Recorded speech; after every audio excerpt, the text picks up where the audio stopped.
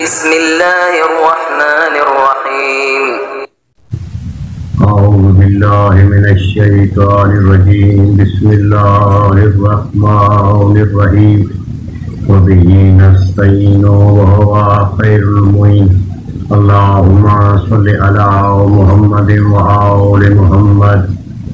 میرے محترم کرام سامعین کرام، آج ہم گفتگو اس موضوع سے کر رہے ہیں کہ بعض شرپسند عناصر شیعہ اور سنی مسلمانوں کے درمیان نفرت پیدا کرنے کے لیے ایک ضعیف روایت کا سہارا لیتے ہیں کہ شیعہ مسلمانوں کا جنازہ اہل سنت مسلمانوں کے لیے پڑھنا جائز نہیں ہے۔ وہ روایت کیا ہے؟ یہ کتاب سنن ترمذی وہو جامع الکبیر، جو ترمذی شریف کے نام سے معروف اور مشہور ہے، اس کی مؤلف ہیں ابو عیسیٰ محمد بن عیسیٰ ترمذی۔ اس عالم بزرگوار کی وفات ہوئی ہے 279 ہجری میں۔ اس کتاب کی جلد نمبر 5 ہے اور صفحہ نمبر 54 ہے۔ باب کا نام ہے مناقب عثمان بن عفان۔ حدثنا الفضل بن ابی طالب البغدادی وغیر واحد قالوا حدثنا عثمان بن ظفر قال حدثنا محمد بن زیاد عن محمد بن عجلان عن ابی زبیر عن جابر قال اوتی النبی صلی اللہ علیہ وآلہ وسلم بجنازۃ رجل لیصلی علیہ فلم یصلی علیہ فقیل یا رسول اللہ ما رأینک ترکت الصلاۃ علی احد قبل ھذا قال انه كان يبغض عثمان فابغضه اللہ۔ اس روایت کا ترجمہ یہ ہے کہ جابر بیان کرتے ہیں کہ پیغمبر اعظم صلی اللہ علیہ وآلہ وسلم کے پاس ایک جنازہ لایا گیا تو آپ صلی اللہ علیہ وآلہ وسلم نے اس شخص کا نماز جنازہ پڑھانے سے انکار کر دیا۔ تو صحابہ کرام نے عرض کیا، اے اللہ کے رسول، آج سے پہلے آپ نے کبھی بھی کسی شخص کی نماز جنازہ پڑھنے سے انکار نہیں کیا، آخر کار آپ اس شخص کا جنازہ آج کیوں نہیں پڑھا رہے؟ تو آپ صلی اللہ علیہ وآلہ وسلم نے فرمایا کہ میں اس شخص کا جنازہ اس وجہ سے نہیں پڑھا رہا کہ اس شخص کے دل میں حضرت عثمان بن عفان کا بغض ہے، اور جس کے دل میں حضرت عثمان بن عفان کا بغض ہو اس سے اللہ بھی بغض رکھتا ہے۔ یہ وہ روایت ہے کہ جس کے ساتھ استدلال کرتے ہوئے عوام الناس کے ذہنوں میں یہ بات پیدا کی جاتی ہے کہ شیعوں کا جنازہ نہ پڑھنا پیغمبر اعظم صلی اللہ علیہ وآلہ وسلم کی سنت ہے۔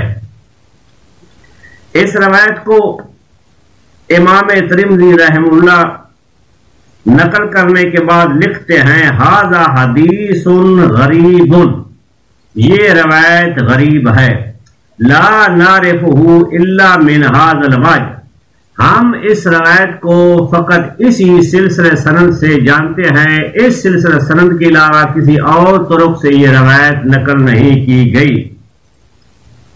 آگے لکھتے ہیں ومحمد بن زیاد ھذا هو صاحب میمون بن مہران ضعیف فی الحدیث جدا، اس روایت کے سلسلہ روات میں سے ایک راوی محمد بن زیاد ہے جو میمون بن مہران کا شاگرد ہے، اور یہ روایت میں سخت ضعیف ہے۔ تو امام ترمذی رحمہ اللہ نے خود اس روایت کو اپنی کتاب ترمذی میں نقل کرنے کے بعد لکھا ہے کہ یہ روایت سند کے لحاظ سے ضعیف ہے۔ تو لا تقربوا الصلاۃ کی طرح بعض متصل مزاج علماء کرام نے روایت کے اوپر والے حصے کو تو لے لیا اور بعد والے حصے کو چھوڑ دیا فقط عوام کو دھوکہ دینے کے لیے۔ اب میں اپنے محترم سامعین کے سامنے یہ پیش کرنا چاہتا ہوں کہ محمد بن زیاد جو ہے اس کی مذمت میں اکابرین علماء رجال اہل سنت نے وہ کچھ لکھا ہے کہ جو اس کی عدالت اور وثاقت پر قاری ضرب کی حیثیت رکھتا ہے۔ یہ کتاب تحقیقی اور علمی مقالات ہے، جلد نمبر اس کی 6 ہے اور صفحہ 303 سے لے کر 305 تک اس پر جر کی گئی ہے محمد بن زیاد پر کہ یہ کیسا راوی ہے اور اس کے بارے میں علماء رجال اہل سنت نے کیا کچھ کہا ہے اور کیا کچھ لکھا ہے۔ اس کتاب کے مؤلف ہیں علامہ زبیر الزہی رحمہ اللہ، اور اس عالم بزرگوار کا تعلق ہے اہل حدیث مکتبہ فکر کے ساتھ، اور رجال شناسی میں یہ اچھا خاصا ماہر سمجھا جاتا ہے۔ وہ اسی روایت کو نقل کرنے کے بعد اس روایت کے راوی محمد بن زیاد تہان پر بحث کرتے ہوئے لکھتے ہیں کہ امام احمد بن حنبل نے فرمایا ہے کہ کذاب خبیث آغر یاضع الحدیث، کہ یہ محمد بن زیاد جو ہے یہ کذاب ہے، خبیث ہے، کانا ہے اور روایت گڑتا ہے۔ آگے لکھتے ہیں کہ عمر بن علیف الفراز سیفی نے اس کے متعلق لکھا ہے کانا کذابا متروک الحدیث، یہ جھوٹا انسان ہے اور اس کی روایت کو محدثین نے قبول نہیں کیا، اس کو ٹھکرا دیا ہے اور اس سے نقل شدہ روایات پر محدثین نے عمل ہی نہیں کیا۔ آگے لکھتے ہیں کہ ابو ذر راضی فرماتے ہیں اس محمد بن زیاد کے بارے میں کانا یکذب، یہ جھوٹ بولتا تھا۔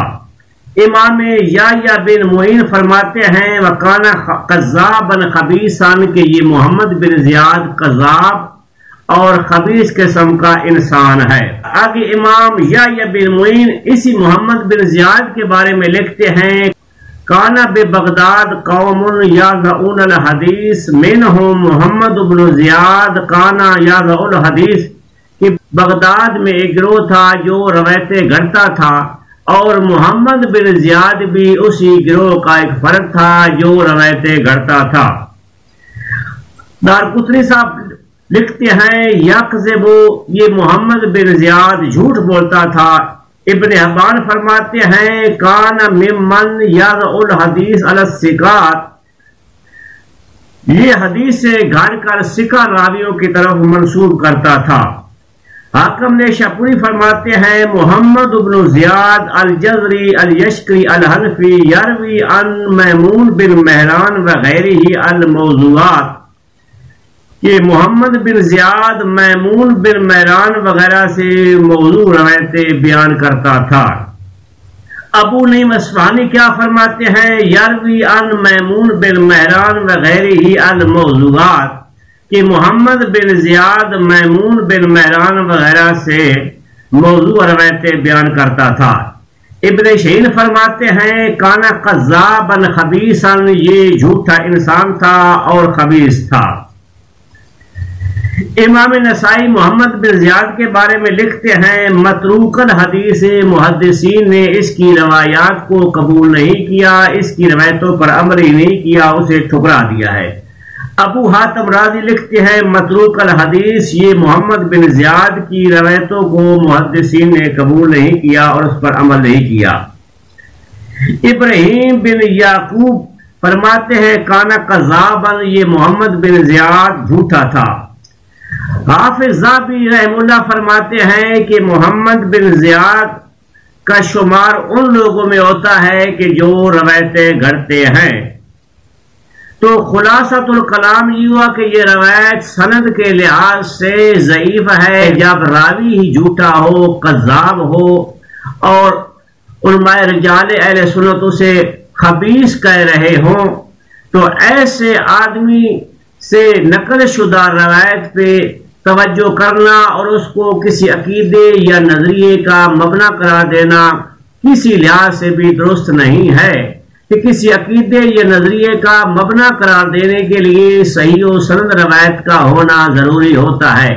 ضعیف روایت کو مبنا قرار دینے والا عبد شیطان تو ہو سکتا ہے لیکن عالم ربانی ہرگز نہیں ہو سکتا۔ یہ جو میں نے کتاب مقالات پیش کیا ہے یہ علامہ ملسی کی کتاب نہیں ہے، ابو جعفر طوسی کی یہ کتاب نہیں ہے، یعقوب کلیلی رحمۃ اللہ علیہ کی یہ کتاب نہیں ہے، یہ شیعہ مسلک کی کتاب نہیں ہے، بلکہ اہل سنت مسلک کی یہ کتاب ہے جس کے مؤلف ہیں زبیر نظری صاحب، اور اس عالم بزرگوار کا تعلق ہے اہل حدیث مکتبہ فکر کے ساتھ۔ آخر دعوانا ان الحمد للہ رب العالمین۔